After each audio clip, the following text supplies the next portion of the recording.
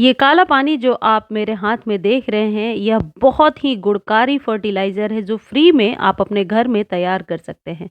अपने सभी सर्दियों वाले प्लांट के लिए, परमानेंट प्लांट के लिए ये जो खाद है, ये बिल्कुल फ्री में आप घर पर तैयार कर सकते हैं। यह कैल्शियम और एनपीके का एक बहुत ही अच्छा स्रोत है।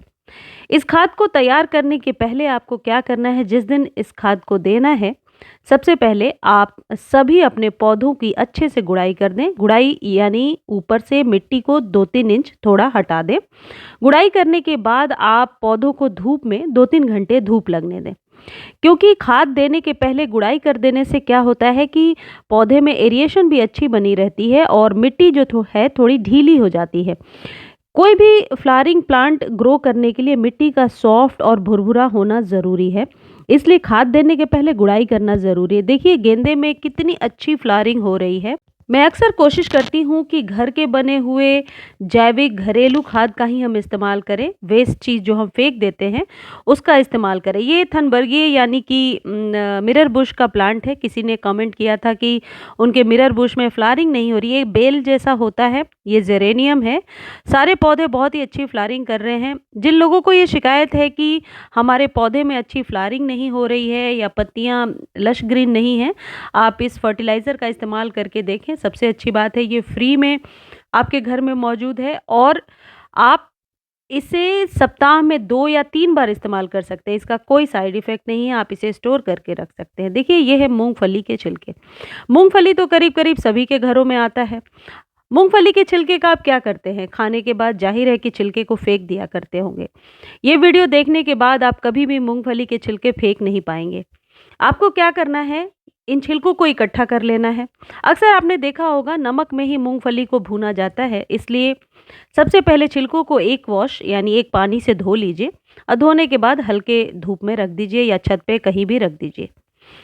सूखने के बाद एक तरीका तो ये है कि आप कुछ इस तरीके से हाथ से ही, ये बहुत सॉफ्ट हो जाता है सूखने के बाद, बहुत ही टेंडर हो जाता है। आप इसे हाथों से मसल के इसे आप पौधे में ऊपर से मल्च की तरह इस्तेमाल कर सकते हैं। सर्दियों में मल्चिंग की उतनी ज़रूरत नहीं है, लेकिन गर्मियों में मल्चिंग की बहुत ज़्यादा ज़रूरत पड़ती है, इसलिए मैंने बोला कि आप इसे स्टोर करके भी रख सकते हैं।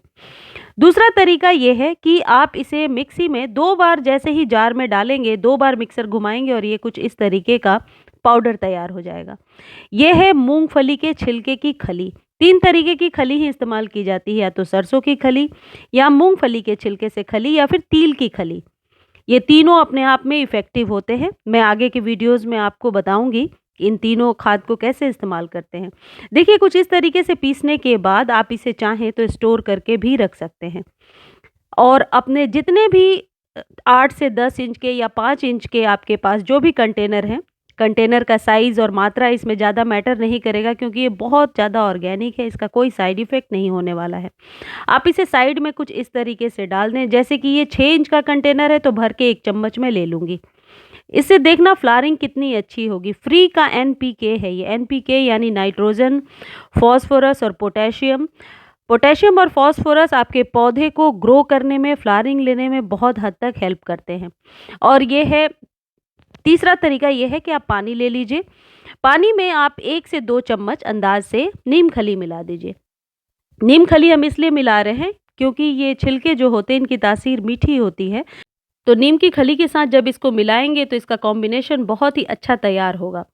नीम की खली में आप 2 चम्मच भर के ये जो मूंगफली के छिलके जो पीस रखे हैं वो मिला दीजिए। आप 2-3 घंटे तक जब छोड़ देंगे तो आप देखेंगे उस छिलके का अर्क इस पानी में आ गया है। आप डायरेक्टली भी इस्तेमाल कर सकते हैं। बहुत जल्दी ये डिकम्पोज हो जाता है मिट्टी में, क्योंकि ये ऑलरेडी पीसा हुआ है तो इसको मिट्टी में घुलने में, मिलने में टाइम नहीं लगेगा। बट आप 3-4 घंटे छोड़ देंगे तो वो भी बेटर है और इसे आप डायरेक्टली अपने प्लांट पर यूज़ कर सकते हैं। नीम की खली जो होती है ये पौधों को यानी कि रूट को फंगस से बचाता है। किसी भी प्रकार के मिलीबग्स या चींटियों वगैरह का अटैक है आपके प्लांट पर तो उससे भी ये रक्षा करता है। ज़रूरी नहीं है कि जब मिलीबग्स का अटैक होगा उसके बाद ही हम इसका इस्तेमाल करेंगे। महीने में 1 बार आपको ज़रूर नीम खली 1-1 मुट्ठी अपने सभी प्लांट को दे देना चाहिए। मान लीजिए आपके पास नीम खली नहीं है तो आप नीम के पत्ते ले आइए कहीं से और उसे पानी में बॉयल कर लीजिए। उसके वाटर को इस जगह जगह पे यूज़ कर लीजिए। बॉयल भी नहीं करना है तो नीम के पत्तों को 2-3 दिनों तक पानी में डालकर छोड़ दीजिए, जब उसका अर्क पानी में मिल जाएगा, उस पानी को यूज़ कर लीजिए। कहने का मतलब है कि नीम जो होता है वो कीटनाशक की तरह काम करता है, इसलिए 2-3 तरीके से आप यूज़ कर सकते हैं। ज़रूरी नहीं है कि सब कोई नीम खली खरीदना चाहते हैं, बहुत लोग बिल्कुल फ्री की गार्डनिंग चाहते हैं, उनके लिए भी टिप्स है। तो आप इस तरीके से मिला करके अपने सभी फ्लावरिंग प्लांट को और पत्तियों वाले प्लांट को दे सकते हैं। जिन पौधों में बिल्कुल भी फ्लावरिंग नहीं हो रही है या फिर ये गुलदाउदी वगैरह जो एक बार खिल जाते हैं और फिर महीनों तक ऐसे ही रहते हैं, कई बार ऐसा कमेंट में पढ़ने को मिलता है कि इनके फ्लावर पे काले-काले से धब्बे कीटों का अटैक हो जाता है। ऐसे में आपको कोई भी केमिकल फर्टिलाइज़र का सहारा नहीं लेना चाहिए, साइड से गुड़ाई कीजिए और 1-1 चम्मच इसे दे दीजिए। देखिए कुछ इस तरीके से। ये वर्बीना है, सर्दियों का बहुत ही अच्छा फ्लावरिंग प्लांट है और गुच्छे में फ्लावरिंग करता है। ऐसे पौधों को जो 3-4 महीने के लिए अच्छी फ्लावरिंग करते हैं, केमिकल फर्टिलाइज़र बिल्कुल नहीं देना चाहिए, वरना ये बहुत जल्दी ख़राब हो जाते हैं। बहुत ही सॉफ्ट होते हैं, इनके जड़ें जो हैं वो फ्लेशी होती हैं, नीचे तक नहीं जाती हैं ज़्यादा, बड़ी नहीं होती हैं, कहने का मतलब 2-3 इंच ही नीचे फैली होती हैं। ऐसे में आप ये जैविक जो फर्टिलाइज़र है, ये लगातार इस्तेमाल करते रहिए, देखिए फ्लावरिंग बहुत अच्छी होगी। ये जो है खाद, ये आप सप्ताह में 1 बार 1-1 चम्मच दे सकते हैं। यदि आप फ्रीक्वेंसी बढ़ाना चाहें तो 10 डेज़ पर भी दे सकते हैं, इसका कोई साइड इफ़ेक्ट नहीं है। 5 से 10 इंच के कंटेनर में 1 चम्मच आपको डालना है। इसको लिक्विड फॉर्म में भी दे सकते हैं, ड्राई फॉर्म में भी दे सकते हैं। यदि आप पीसना नहीं चाहते हैं, तो जैसे मैंने आपको बताया कि उसे पानी में धो लीजिए, थोड़ा सूख जाए, हाथों से अच्छे से उसे चूरा बना करके और ऊपर से फैला दीजिए। 2-3 दिनों में ही आप देखेंगे कि ये मिट्टी में डिकम्पोज़ हो गया है। देखिए, साल्विया का पौधा है और इसमें अब फ्लावरिंग लेनी है। ऊपर से मैंने यहाँ से कट कर दिया है। अब नई फ्लावरिंग के लिए मैं वेट कर रही हूँ। तो जैसा कि मैंने बताया, बादाम के छिलके एनपीके का अच्छा स्रोत है। तो आप क्या करेंगे, जिन पौधों में फ्लावरिंग बिल्कुल भी नहीं हो रही है, उन्हें 2 चम्मच आप भर के दे देंगे। इससे आप देखिए 3 से 4 दिनों में ही इसका इफ़ेक्ट शुरू हो जाएगा। जब कभी भी कोई खाद देते हैं, तो जड़ों के पास ना देकर रिम की तरफ देते हैं। तो आप साल्विया को ऐसे जितने भी प्लांट हैं, देखिए ये फ्लॉक्स है, सॉरी ये कार्नेशन है, कार्नेशन को भी आप दे सकते हैं, ये कुछ डायंथस की तरह लगता है और इसे देने के बाद आप पौधे को धूप में रख दें। जिन पौधों का संपर्क धूप में है, उस पर यह और भी ज़्यादा इफ़ेक्टिव होगा।